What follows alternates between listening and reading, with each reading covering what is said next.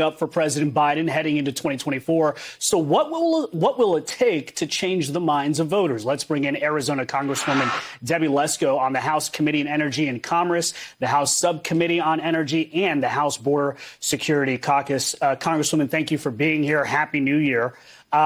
Let's start off with those poll numbers. 63% of Americans, of voters, disapprove of the way Biden is handling the border. Only 33% of voters approve of the way he's handling this. Do you think even if Congress passes a border security bill with the Israel-Ukraine funding and all of that in January, that will be enough to improve his standing with the American people? Well, it depends on if he enforces it. And thank you for having me, and Happy New Year to you as well.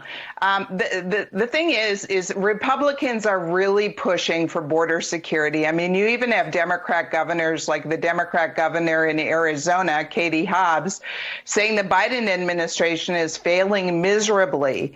And so I hope we can reach a deal with Biden where he changes border security policies, but then he has to implement them. And so far, he hasn't done that. They haven't followed the law that they have on the books now.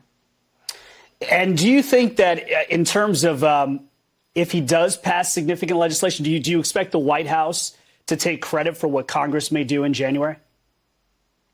Of course he will take credit for it if he actually secures the border. The thing is, I have doubts. I have doubts because they've had all this time to try to secure the border. And now, as you just reported, 286,000 people encounters just in December that's been reported. 242,000 in November. This is insanity. We have people that are criminals crossing the border, people on the terrorist watch list. We have so many people crossing the border, we can't even keep track of them. And so that's why Republicans are holding out. We're saying we're not going to give any more money and do anything for, Ukraine unless you secure the border here in the United States. Right. And so we're taking the stance. Let's move to the economy. Only 14% of voters, according to the latest Fox News poll, say that Biden's economic policies have helped them. In fact, 78% of voters say the economy is in bad shape, but we've had some good news as of late. The stock market's doing well. The jobs market is doing well. You've got people feeling more confident, according to the surveys. Consumer confidence is heading in the right direction. Inflation expected to go down. There's been some good headlines, but people aren't buying it yet. Do you expect that to continue into 2024?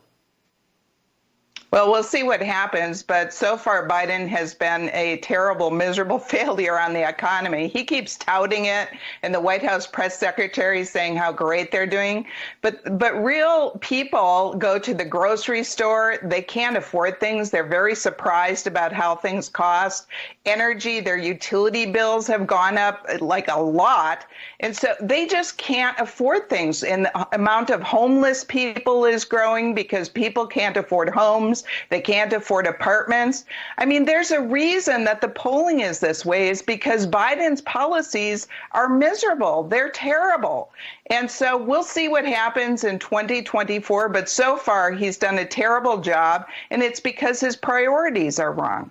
Let's look at the polling as to how people feel about how 2023 went. According to a Fox News poll, we spoke to people about how they felt this year went for their families. And according to that poll, 39% say that it was a good year. 53% say it was a bad year. I guess the good news is this is the best year since 2020.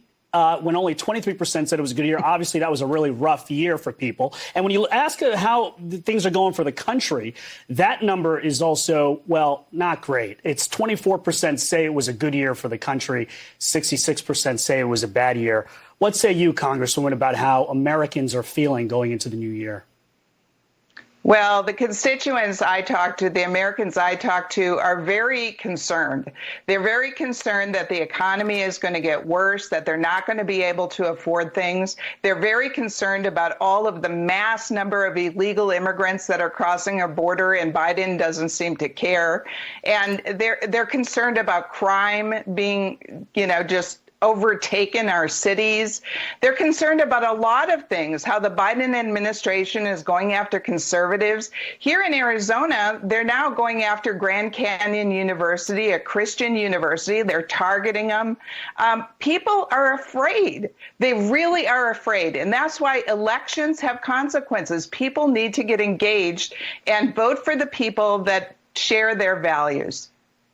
Well, let's hope that we have a good year in 2024. And look, at the end of the day, people can vote next year. So that'll obviously be the top story on people's minds next year.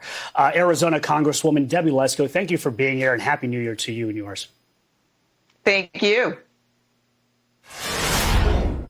Special Prosecutor Jack Smith making his argument against former President Trump's claim that